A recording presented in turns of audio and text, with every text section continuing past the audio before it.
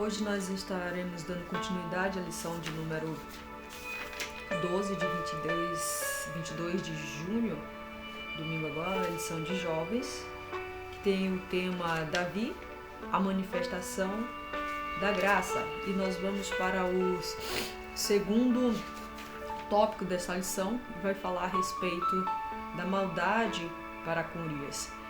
No primeiro tópico nós falamos sobre a bondade, né? E nós vemos na vida de Davi duas faces, né? A bondade, né? E também a questão do pecado, né? Da maldade que Davi cometeu contra a vida de Urias, né? Nós conhecemos a história.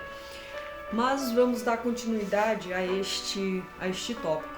E diz assim, começa assim. Temos 3 subtópicos dentro deste tópico. Uma janela aberta e um terraço, que é o primeiro subtópico. O segundo tópico, 2 atos de iniquidade. E o terceiro tópico, bondade, maldade e bondade. O primeiro subtópico nos diz assim: era apenas uma janela aberta.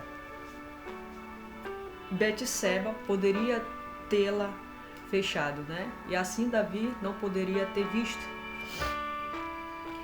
E um simples terraço, onde Davi estava, né? Foi passear depois de ter cochilado ali no período da tarde. E o rei poderia evitá-lo. Parecia inofensivo, mas levou-os a um triste destino. Devemos sempre vigiar, orar e nos refugiar no Senhor. Somos fracos, mas Ele, Deus, o Senhor, é a nossa força. Mateus capítulo de número 26 e verso de número 41, ele nos traz a respeito das tentações, né? Jesus, quando estava no Getsemane, perto a Judas o trair, a ser entregue aos fariseus, aos sacerdotes para ser morto, para a crucificação. E ele convida alguns dos seus discípulos a orarem, né? E o verso 46 do versículo 26 de Mateus nos diz o seguinte: Jesus, no jardim do Getsemane, diz assim: vigiem e orem para que não sejam tentados. É fácil querer resistir à tentação. O difícil mesmo é conseguir. E nós sabemos que é muito difícil resistir, né? Fugir da tentação. Mas é necessário, né? Para que a gente não venha cair nas nossas próprias concupiscências. Porque nós sabemos que não somos tentados somente pelo inimigo das nossas vidas, mas também nós somos tentados pela nossa própria carne, né? A nossa natureza humana, pecaminosa. E o segundo tópico nos traz os 2 atos de iniquidade. Então vamos descobrir quais são esses 2 atos de iniquidade. Diz assim: Davi foi o responsável por 2 terríveis atos de iniquidade, que é o adultério com Betseba, 2 Samuel, capítulo de número 11, verso de número 4, e a articulação para o assassinato de Urias. De acordo com a Bíblia, Êxodo, capítulo de número 20, e vai falar a respeito dos mandamentos, dos mandamentos que o Senhor dá ao povo de Israel, que é não matar, não desejar as coisas dos outros, né? Não adulterar. Então, Davi desobedeceu esses mandamentos. Que está esse assassinato, né? A gente vê, vai ler a história no livro de 2 Samuel, também no mesmo capítulo de número 11, nos versos de número 14 e 15, especificamente. Essa lição nos traz especificamente esses 2 versos. A bondade, a justiça, a benignidade, que em nós repousam, assim como outras virtudes, são consequências do quanto nos permitimos estar no centro da vontade divina. Então, Gálatas, capítulo 5, verso de número 22 e 23, nos traz o fruto do Espírito. A bondade, o domínio próprio, e isto são características não, são virtudes, são valores que nós como crentes devemos buscar pelo Espírito Santo, buscar em Deus, para que nós venhamos ser fortalecidos, ter isto como arma, né? Quando as tentações estiver em nossa volta. Quanto mais nos aproximamos do Senhor e andamos em sintonia com as suas orientações, mais nos envolvemos com os propósitos, pensamentos, caminhos e sonhos que Deus, né, aqui diz que Ele tem para nossas vidas. Isaías 55, verso número 8, verso de número 9, nos traz esse pensamento que Deus tem a respeito de nós. Não é como nós pensamos, né? E ele diz assim: o Senhor Deus diz: os meus pensamentos não são como os seus pensamentos, e eu não ajo como vocês agem. Deixa eu ver se eu falei certo. Não ajo como vocês. Assim como o céu está muito acima da terra, assim os meus pensamentos e as minhas ações estão muito acima do de vocês, do nossos. Então, os pensamentos de Deus estão muito acima. O que nós pensamos de nós mesmos, Deus pensa muito mais de nós, né? Tem um pensamento de paz. Jeremias, capítulo de número 29, se me falha a memória, fala a respeito disso, que Deus ele tem pensamento de paz, ele tem um futuro de esperança para nós, mas isso nós precisamos obedecê-lo para que nós alcancemos essa graça, essas bênçãos. Então o subtópico 3 nos traz a maldade e a bondade. A maldade para com Urias e a bondade para com Mefibosete, né? Uma mesma pessoa tendo esses dois princípios, esses dois valores. Davi usando de maldade para com Urias e usando de bondade para com Mefibosete, o filho de Jonatas. Então, a maldade para com Urias e a bondade para com Mefibosete tratam na vida de um mesmo homem, aqui Davi, né?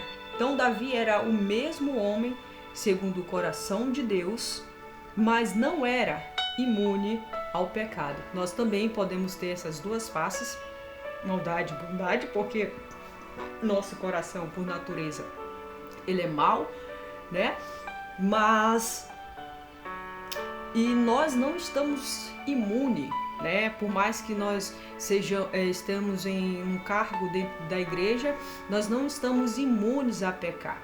O que vai nos fazer afastar-se do pecado é a obediência à palavra de Deus, é a constância pela presença de Deus, é a vigilância, é a oração, né? É buscando as armas espirituais descritas em Efésios capítulo de número 6. Então isso vai nos fortalecendo e nós vamos granjeando essas armas para que a gente possa lutar contra e vencer esses pecados também. E vamos adiante.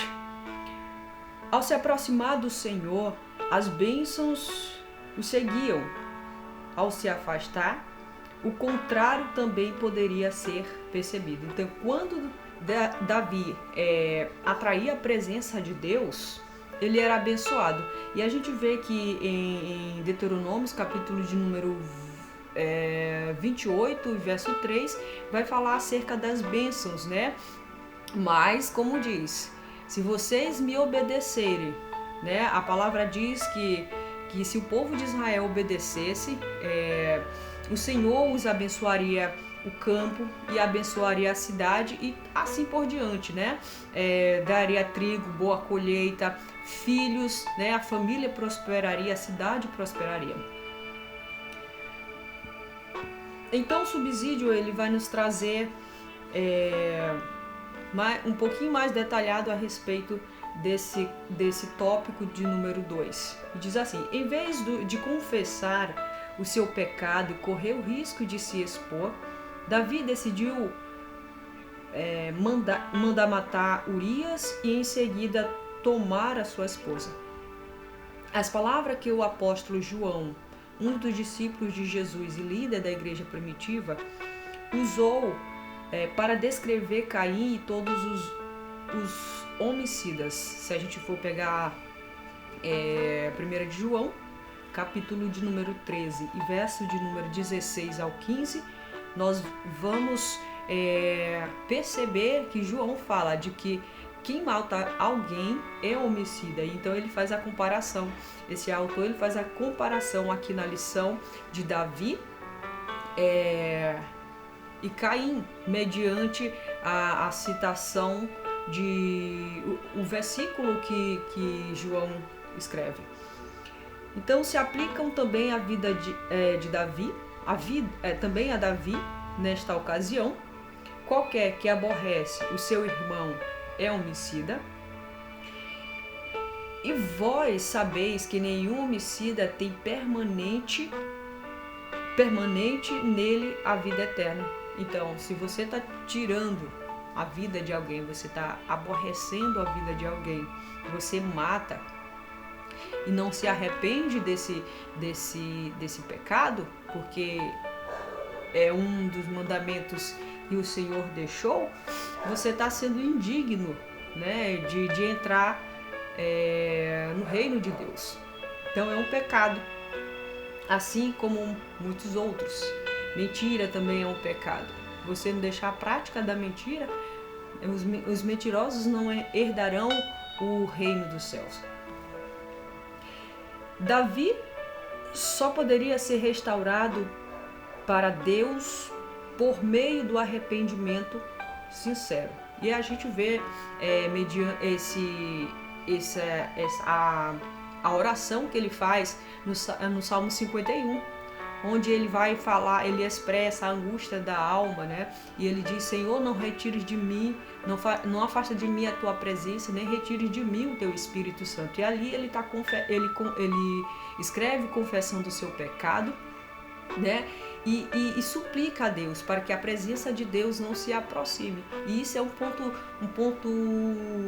chave na vida de Davi. Era a presença que ele anelava do Espírito Santo, a presença do Senhor, por mais que ele viesse ou tivesse, por mais que ele pecou, mas ele se arrependeu e buscou a presença de Deus, o refrigério de Deus, o perdão do Senhor. E o Senhor está pronto a nos perdoar. Basta que nós reconhecemos o nosso pecado e confessemos diante dele. Então os pecados de Davi, o adultério, o frio assassinato e a tentativa de encobrir, tudo foram excepcionalmente maus para Deus. Davi foi culpado de infringir o sexto, o sétimo, o oitavo e o nono e o 10º mandamento. A gente vai lá vamos fazer a leitura do livro de Êxodo, na nossa leitura diária em casa, ou qualquer momento que nós pegamos a Bíblia para ler esse versículo, a gente vai ver Deus falando a respeito destes mandamentos. Cada 10º mandamento de uma só vez, né? Então, todos estes que nós falamos, o 6º, o 7º, o 8º e o 9º e o 10º mandamento foram que Davi ali pecou. Os seus pecados eram ainda mais graves porque ele era o líder e protetor do povo de Deus. A gente vê no capítulo 5, no verso do 2º livro de Samuel, falando a respeito de Davi sendo governador, sendo líder do povo de Israel, o responsável, né, por administrar a justiça e demonstrar o que era certo em Israel. Então, era algo assim, como diz a lição, grave, né? Porque ele estava ali governando, exercendo a justiça e estava praticando a injustiça, matando o esposo de Betseba para encobrir o pecado de adultério. Então, essa lição eu espero que tenham compreendido e que nós possamos a cada dia buscar